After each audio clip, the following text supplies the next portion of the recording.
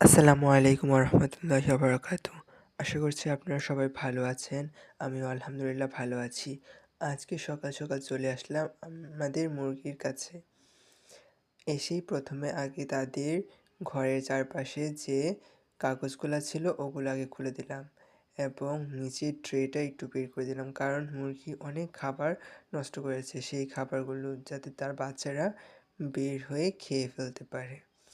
তা না হলে এই খাবারগুলো থেকে যায় এবং নষ্ট হয়। অনেক সময় এগুলোতে আবার পিঁপড়াও ওঠে। এদিকে দেখেন গলাচিলা মুরগির বাচ্চাগুলো কি সুন্দর লাফালাফি করছে, খেলাধুলা করছে।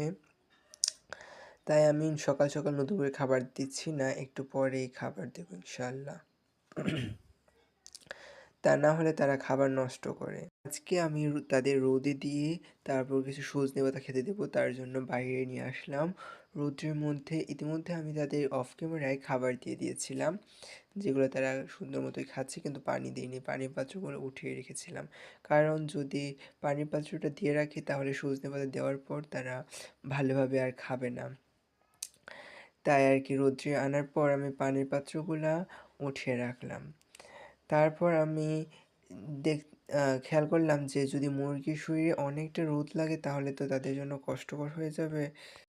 তাই আমি তাদের জন্য একটা কাপড় নিয়ে এসে তাদের ঘরের মধ্যে এমনভাবে দিয়ে দিলাম যে অর্ধেক থেকে কম যাতে রোদ লাগে, অর্ধেক থেকে বেশি যাতে রোদ লাগে, আর হচ্ছে অর্ধেক থেকে কম যেন অন্ধকার বা সেওয়া থাকে, যেখানে যদি তাদের বেশি রোদ লেগে যায় তাহলে তারা যাতে সেওয়ায় এসে বিশ্রাম নিতে পারে। এদিকে গলাচিলা মুরগিটাও সুন্দর মতো খাচ্ছে, তারপর তার বাচ্চাদের সাথে খেলা করছে।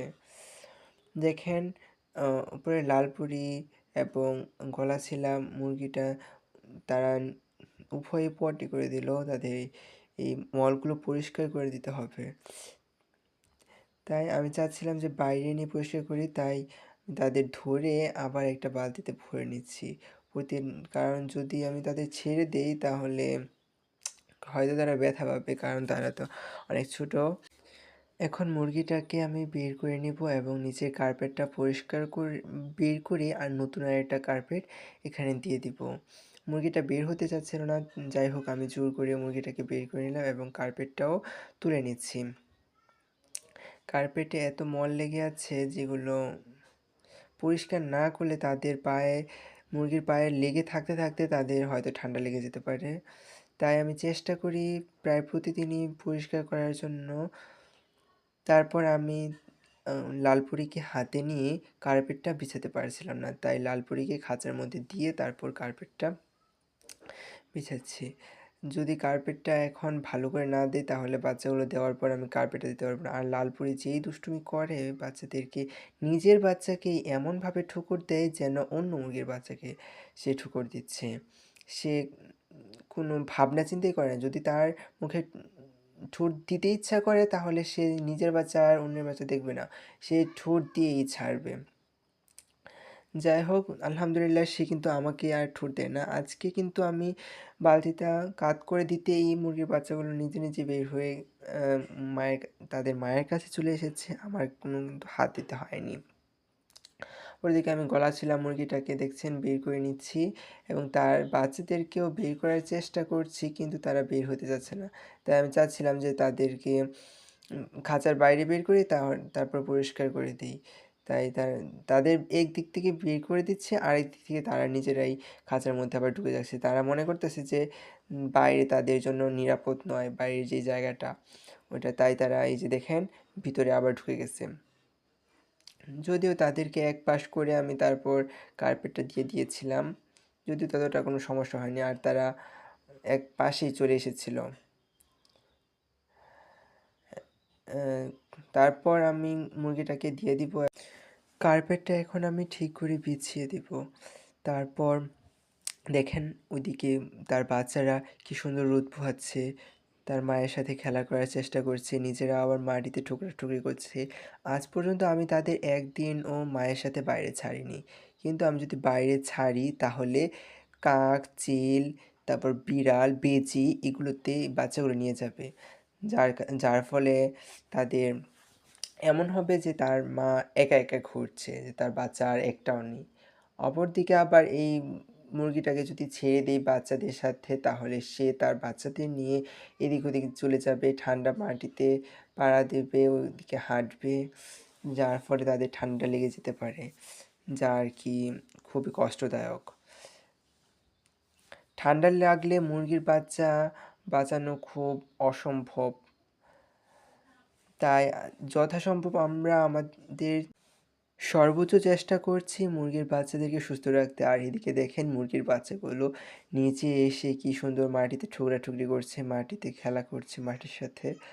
তারপর তাদের মা তাদের ডাকছিল আবার উপরে আসতে খাবার জন্য, যদিও তারা নিচেই খেলতে ব্যস্ত। এখন দুইটা বাচ্চা শুধু তার মায়ের সাথে আছে। অপরদিকে দেখেন লালপরি তার বাচ্চাদেরকে নিয়ে খেলছে। আবার দেখেন লালপরির শরীরে অনেকটা রোদ লাগায় সে কিন্তু যে কাপড় দিয়ে আমি সেবা করে দিয়েছিলাম ওই সেওয়াতে সে যে দাঁড়ায় আবার সে চলে আসছে যে আবার রোদ পোহাবে, তার আবার রোদের প্রয়োজন, তাই সে রোদে চলে আসলো। আবার বাচ্চাদের সাথে খেলাও করছে, বাচ্চারা তার উপরে উঠে খেলছে, আবার বাচ্চারা যখন চাইছে আবার তার নিচে চলে যাচ্ছে। ওইদিকে আমি যেই সজনে পাতাগুলো এনে রেখেছিলাম ওই সজনে পাতাগুলো হাম্বেল দিস্তায় ভালো করে পিষে নিচ্ছি। এমনভাবে পিষতে হবে যেন কোনো প্রকার দানাদার ভাব না থাকে, যদি থাকলেও কোনো সমস্যা নেই, কিন্তু মুরগিতে খাবে না সেগুলো। সজনে পাতা খাওয়ার অনেকটা উপকার আছে, মুরগির বাচ্চাদের শরীরের পশম সুন্দর হবে, তাদের গ্রোথ ভালো হবে, তারপর তাদের প্রতিরোধ ক্ষমতা বৃদ্ধি পাবে এবং তাদের যে খাদ্য হজম করার ক্ষমতা তাও বৃদ্ধি পাবে। এখন আমি একেবারে খুব ভালোভাবে সজনে পাতাগুলো পিষে নেব এবং পিষে নেওয়া হয়ে গেলে তা এভাবে ঘুরিয়ে নেব যে সাইডটা আছে ওই সাইডটা, কারণ যদি ভালোভাবে পিষে না নিই তাহলে সেগুলো থেকে যে লালা ওগুলো বের হবে না। দেখেন ঠিক এভাবেই। তারপর কিছুটা পানি দিয়ে দিব, অল্প পানি দেওয়ার চেষ্টা করছি, কারণ হচ্ছে যদি কম পানি থাকে মুরগি তো পানি ফেলে দেয়, যদি কম পানি থাকে তাহলে তারা খেয়ে ফেলবে পানিটা হয়তো তাড়াতাড়ি। এখন আমি এই পানি সহ সজনে পাতার যে পানিটা আছে সেটা আর কি দুইটা পাত্রে নিয়ে পাত্রে নিয়ে মুরগিদের দিয়ে দিব। অপরদিকে দেখেন মুরগিগুলা কি সুন্দর তাদের মতো খেলা করছে। পানিগুলো এখন নিয়ে নিলাম এবং দেখলাম যে আরেকটু পানি নিলে হয়তো দুটাতেই সমানভাবে দেওয়া যাবে। তারপর আরেকটু পানি নিয়ে দুটাতেই সমানভাবে দিয়ে দিলাম। তারপরে এখন মুরগিদের দিয়ে দিব, তারা এখন খুব পিপাসার্থ, দিলেই আশা করি ইনশাল্লাহ খাবে। যদিও গলা ছিলাম মুরগির দুইটা বাচ্চা একমাত্র তার সাথে আছে, আর বাকি সবগুলো তার খাঁচার নিচে। এই যে দেখেন দেওয়ার সাথে সাথে লাল পরি পানিগুলা খাচ্ছে, তার বাচ্চারাও খাচ্ছে। অপরদিকে গলা ছিলাম মুরগিটা আর তার উপরে সাথে যে বাচ্চা দুইটা ছিল ওগুলাও খাচ্ছে, দেখেন ওইগুলা। কিন্তু লালপুরি কিন্তু আগে এরকম কোনো পানি খায়নি, হয়তো সে ছোটোবেলা খেয়েছে কিন্তু তার তা মনে নেই, তাই সে ভয় করে করে খাচ্ছে।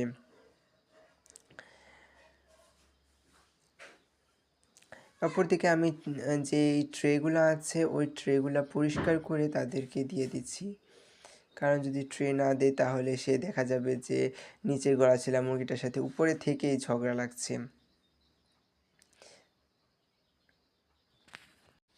আপনারা চেষ্টা করবেন যদি সজনে পাতা দেন তাহলে কিছু সময় আগে 15 থেকে 20 মিনিট বা তার থেকে কিছু বেশি সময় আগে পানিটা উঠিয়ে রাখতে, তাহলে তারা পানিটা ঠিকমতো খাবে। আর খাবারটা ওই সময় দিয়ে দিবেন, তাহলে খাবার খেয়ে তারা পানির জন্য পিপাসার্থ থাকবে এবং পানিটা দেওয়ার সাথে সাথেই তারা খাবে।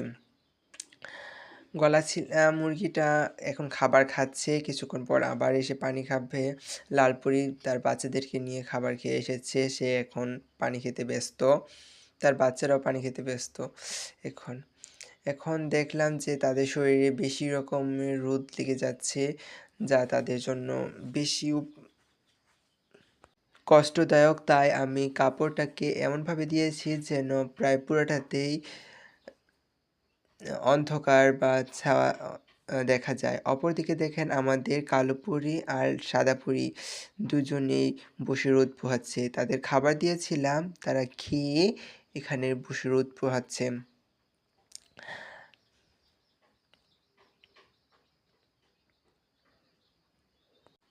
এদিকে দেখেন গলাচিলা মুরগির বাচ্চাগুলা উপরে আর উঠেনি। উপরে যে ২ টা ছিল ওই ২ টাই আছে।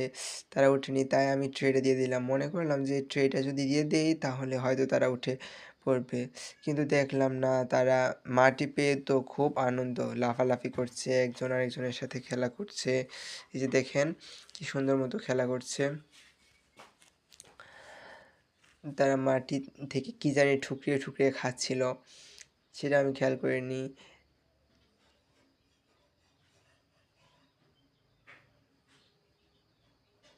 এখন আমি তাদেরকে আবার অল্প করে খাবার দিয়ে দিলাম। কারণ আ গলাচিলা মুরগিটা যদি ডাক দেয় তাহলে হয়তো তার সবগুলা বাচ্চাই উঠে আসবে উপরে। আজকের মতো এতটুকুই। ধন্যবাদ সবাইকে। আসসালামু আলাইকুম।